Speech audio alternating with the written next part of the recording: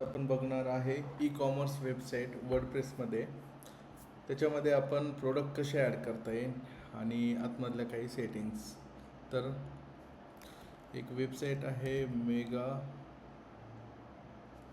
collection.in. ही आपण recently develop केलेली आहे. ही आपली वेबसाईट आहे. पूर्ण ई कॉमर्स मॉड्यूल आहे याच्यामध्ये. जसे की ऑल प्रोडक्टवरती गेलो आपण, कस्टम कप्स आहे, टी शर्ट आहे, टी शर्ट प्रिंटिंग वगैरे असते. हा सगळा डमी डेटा आहे सध्या. ॲड टू कार्ट, चेकआउट, हा फॉर्म फिल करायचा. पेमेंट मेथड आपण QR कोड लावलेलं आहे इथं, सिम्पल. आता प्रोडक्ट ॲड कसे करायचे आपल्याला,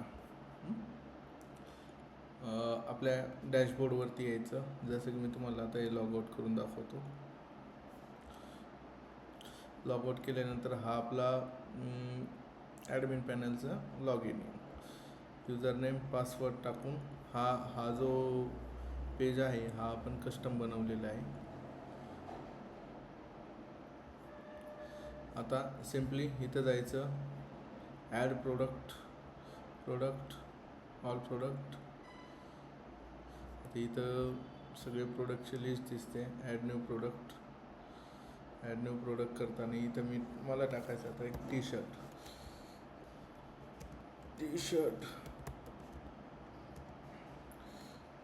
व्हाईट कलर.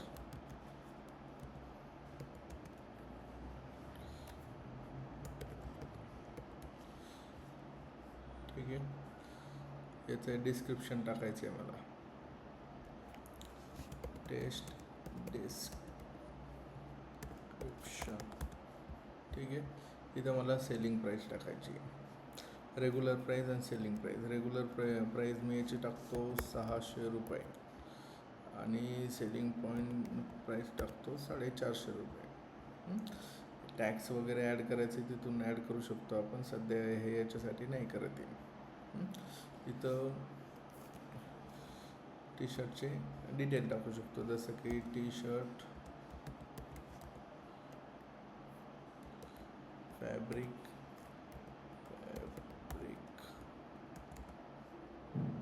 टाकू शकतो, सॉफ्ट फॅब्रिक. त्याचे हायलाईट पॉईंट वगैरे टाकू शकतो. याला आपण आहे ना पॉईंट फॉर्मॅटमध्ये पण घेऊ शकतो.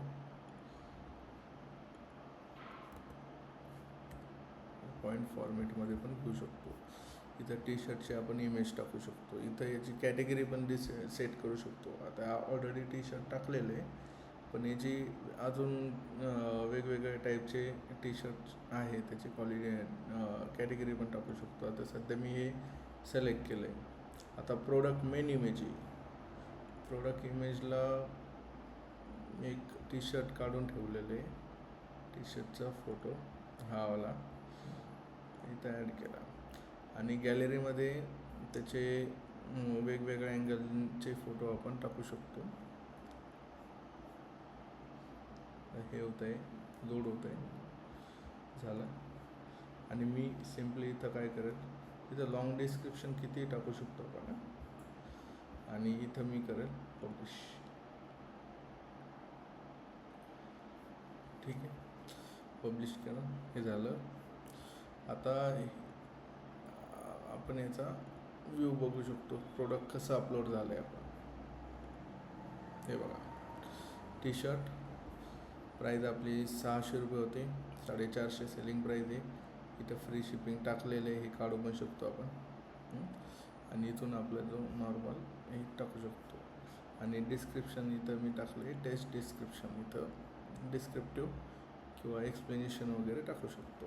इथं त्याचे पॉईंट्स टाकले मी, तर पॉईंट्स पण टाकू शकतो किंवा डिस्क्रिप्टिव्ह पण टाकू शकतो आपण. या पद्धतीनं आपण प्रोडक्ट ॲड करू शकतो. आता राहिला प्रश्न, एखादी ऑर्डर आली आपल्याला, तर ती ऑर्डर आपल्याला बघायची, तर कसं बघायची. आता कॉमर्समध्ये जाऊन इथं आपण ऑर्डर बघू शकतो. आता इथं मी टेस्ट म्हणून एक ऑर्डर टाकलेली आहे, ती इथं दिसते मला. मी ऑर्डर कधी टाकलेली 26 एप्रिलला टाकलेली. पेमेंट मेथड पण इथं दिसते. ओपन केलं पूर्ण डिटेल इथं दिसणार आहे, कोणकोणते प्रोडक्ट मी घेतले.